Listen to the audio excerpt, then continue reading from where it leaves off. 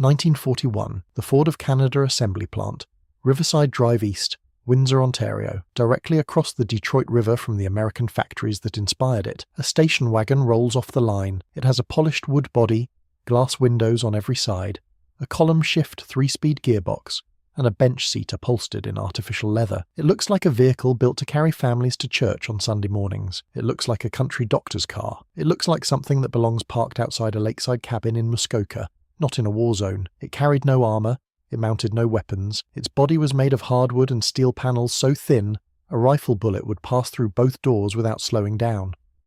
And yet over the next 4 years, vehicles exactly like this one would carry the supreme commanders of the British Army through Egypt, Libya, Tunisia, Sicily, and Italy, through shellfire that killed tank crews in armoured vehicles around them, across 180,000 miles of war, through 4 engine changes and more overhauls than anyone bothered to count. The vehicle's military designation was the Ford C11ADF. It was a Canadian-built woody station wagon that was never designed for combat, and it became the most important staff car the British Empire ever sent to war. To understand why a civilian station wagon ended up carrying generals through the Western Desert, you need to understand the crisis Britain faced in the summer of 1940. After Dunkirk, the British Army had lost almost all of its motor transport on the beaches of France. Tens of thousands of trucks, cars, staff vehicles and utility wagons had been abandoned or destroyed in the retreat. The factories in Coventry, Birmingham and Dagenham were already working at full capacity producing tanks, armoured cars and combat vehicles. There was no spare production line for something as unglamorous as a staff car, but a modern army cannot function without them. Generals need to move, orders need to travel, headquarters need mobile offices that can keep pace with an advancing front. Without staff cars, the chain of command breaks at the point where it matters most. At the forward edge where decisions are made under fire, Canada had the answer. Its automobile factories sat beyond the range of any German bomber, fed by American steel and American machine tools, connected to deep-water ports on both coasts. Ford of Canada and General Motors of Canada had already begun producing the Canadian Military Pattern Truck Program, a standardized family of military vehicles designed to a single British War Office specification, but the CMP trucks were cargo haulers and gun tractors. What the Army needed immediately was a vehicle that could carry senior officers and their staffs in reasonable comfort, across long distances in harsh terrain. Ford of Canada looked at its existing civilian product line and found the answer sitting on the showroom floor. The 1941 Ford Model 11 station wagon, the classic American Woody, with its flathead V8 engine, its generous cabin, and its long wheelbase. The militarization was practical rather than radical. The factory converted the wagon to right-hand drive for British service. They replaced the civilian rear axle with the heavier full-floating unit from the Ford F8 one-ton truck, mounted on longitudinal semi-elliptic springs instead of the civilian transverse spring. This single change transformed the car's load-bearing capacity and its ability to survive unpaved desert tracks. They fitted 9-inch by 13-inch heavy-duty desert tyres. They installed blackout lighting with 3 auxiliary switches on the dashboard for convoy, tail, and blackout modes. Radio frequency interference shielding went onto the ignition system, so the vehicle could operate alongside wireless sets without disrupting communications. Rifle clips, map containers, a fire extinguisher, and petrol oil water cans completed the conversion. The engine was the Ford Flathead Vivi-8, displacing 239 cubic inches, producing approximately 95 brake horsepower. This was the same basic power plant used in the Universal Carrier, in Fordson trucks, and across the entire Ford CMP range. A mechanic in Cairo or Caserta could service the Army commander's personal car using the same parts bin that kept tracked carriers and 3-ton lorries running. That commonality was invisible on paper and invaluable in practice. But the Flathead was also desperately thirsty, consuming fuel at roughly 6 miles per gallon in desert conditions, and the C11ADF was rear-wheel drive only. It could not match the cross-country performance of a 4-wheel drive Humber or Chevrolet. It was a compromise. A civilian platform stretched to meet a military emergency, and it worked. The total production run was small. Approximately 633 C11ADF heavy-duty right-hand drive station wagons were built for overseas service, along with roughly 235 of the lighter 7-passenger C11AS variant. For context, Canada produced approximately 858,000 military vehicles during the war, of which over 400,000 were CMP cargo trucks. The C11ADF was a statistical footnote, but it carried the men who commanded the armies. Now, before we get into where this vehicle actually served and whose hands it fell into, If you are enjoying this deep dive into forgotten British military hardware, hit subscribe.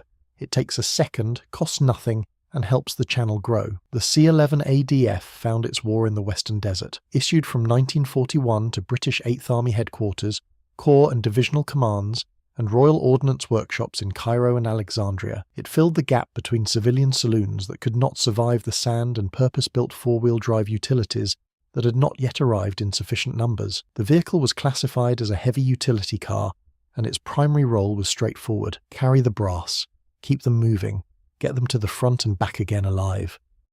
The Long-Range Desert Group adopted cut-down C11ADFs as command and pilot cars during 1940 and 41, stripping the roofs and upper bodywork to reduce weight and improve visibility across the featureless desert. These roofless woodies ran alongside the Chevrolet 30 weight patrol trucks on deep penetration operations hundreds of miles behind Axis lines. The Ford V8 engines wore out faster than the Chevrolet 6s in the punishing conditions, and the LRDG eventually phased them out in favour of more durable alternatives. But for the critical early period of desert raiding, the C11ADF served where few other vehicles could reach. The most historically significant C11ADF in existence is War Department Census number M1308323. It belonged to Field Marshal Sir Harold Alexander.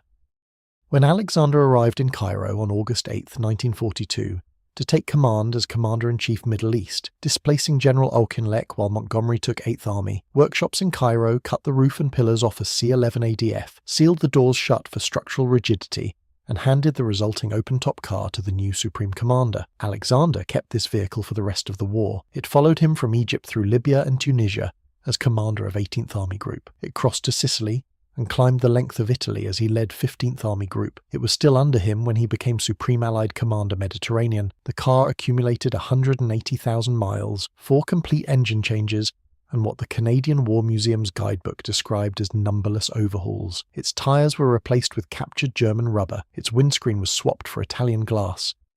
A famous photograph shows Alexander seated in the car with Winston Churchill riding beside him as a passenger, the Prime Minister's cigar visible against the North African dust. The car survived everything the Mediterranean theatre could deliver: artillery barrages, dive-bombing attacks, roads cratered by demolitions, and mountain passes that broke the suspensions of heavier vehicles. When Alexander was appointed Governor-General of Canada in 1946, he brought the car with him. Ottawa winters proved too much for an open-top woody with no heater, and he eventually traded it to Ford. Ford donated it to the Canadian War Museum, where it remains today, the centerpiece of the museum's wartime Canadian automotive industry display. The popular claim that Field Marshal Montgomery also rode in a Ford CMP staff car is not supported by the documentary record. Montgomery's personal vehicles are exhaustively documented. In North Africa, Sicily and Italy, he used a Humber Super Snipe Mark II, known by the nickname Old Faithful, now preserved at the Imperial War Museum. In Northwest Europe, he rode in a Humber heavy utility four-wheel drive, the enclosed box-bodied vehicle visible in the famous photograph of Montgomery standing upright as his car crosses the Seine at Vernon on September 1st, 1944. He used a Rolls-Royce Silver Wraith for ceremonial duties. No C11ADF appears in Montgomery's documented vehicle history. By Sicily in July of 1943 and throughout the Italian campaign, surviving C11ADFs continued to serve at 8th Army, 30th Corps, 10th Corps, 4th Indian Division, 7th Armoured Division, and 2nd New Zealand Division headquarters, but production had already ended. Formations entering northwest Europe from D-Day onward were equipped with the Chevrolet C8A heavy utility, the Humber four-wheel drive box, and the British-built Ford WOA2 saloon. The C11ADF's war was the desert and the Mediterranean. That was enough. On paper, the C11ADF was inferior to almost every vehicle that replaced it. The Humber heavy utility offered four-wheel drive, a fully enclosed steel body, and proper armoured glass. Approximately 6,500 were built. The Chevrolet C8A combined four-wheel drive with the standardised CMP cab and a production run of roughly 12,000 vehicles. The American Dodge WC 56 and 57 command cars delivered four-wheel drive and open body and were produced in quantities approaching 27,000. Even the humble Willys Jeep, built in the hundreds of thousands, could carry an officer forward faster and more anonymously than any station wagon. But the Germans built their staff cars differently. The Mercedes-Benz 770 Grosser, the prestige vehicle of the Nazi High Command, weighed over 4 tons, cost 47,500 Reichsmarks per unit, and only 205 were ever produced across both series. It was a vehicle designed to project power at parades, not to survive shellfire. The standard Wehrmacht medium staff car, the Hoch 901 from the Einheits program, was produced in greater numbers, approximately 31,000 across multiple manufacturers, but it was complex, expensive, and dependent on a supply chain that collapsed under Allied bombing. The C11ADF represented the opposite philosophy. Take a civilian vehicle that already works. Change only what the battlefield demands. Use an engine that shares parts with everything else in the motor pool. Build it in a factory that no enemy aircraft can reach. Ship it in a crate. Let the workshops in Cairo do the rest.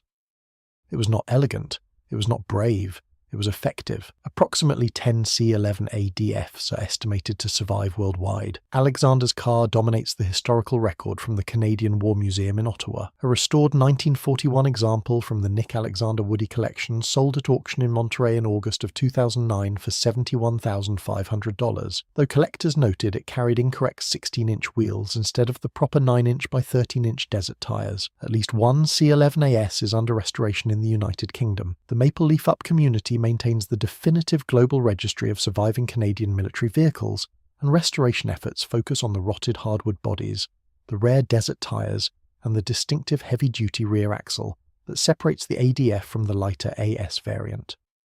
Mechanical components remain comparatively available thanks to the enormous Ford flathead V8 parts ecosystem that outlived the war by decades. 1941, Windsor, Ontario. A station wagon with a wooden body and glass windows on every side rolls off a production line built to make family cars. It had no armour. It had no weapons.